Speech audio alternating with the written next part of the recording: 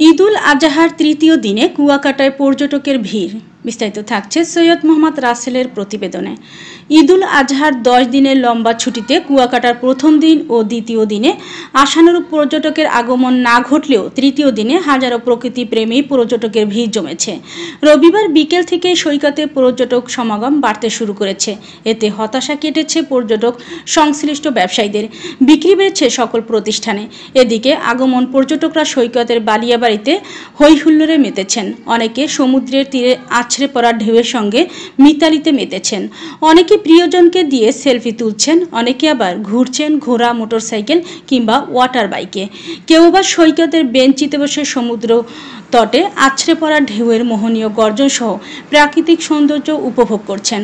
কুয়াকাটার hotel motel 70 থেকে 80% booking রয়েছে। পর্যটকদের নিরাপত্তায় ট্যুরিস্ট পুলিশ, থানা পুলিশ, নৌ পুলিশ ও ফায়ার সার্ভিসের সদস্যদের উপস্থিতি লক্ষ্য করা গেছে। সৈকতে পর্যটকদের সেবা নিশ্চিত করতে টোয়াক, প্রেস ক্লাব ও পর্যটক ব্যবসায়ীদের প্রতিনিধি দল তৎপর রয়েছে। সমুদ্রে আসছি আমরা ঘুরতে, ঈদের ছুটিতে সবাই খুব মজা হয়েছি। আসছি, সূর্যোদয় সূর্যাস্ত দুটোই এখান থেকে দেখা যায়, খুব ভালো।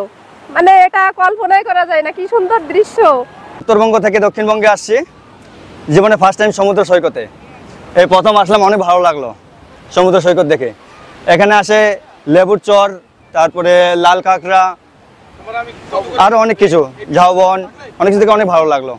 ট্যুরিস্টদের প্রত্যাশা পূরণে আমরা সকল ধরনের নিরাপত্তা ব্যবস্থা গ্রহণ করেছি।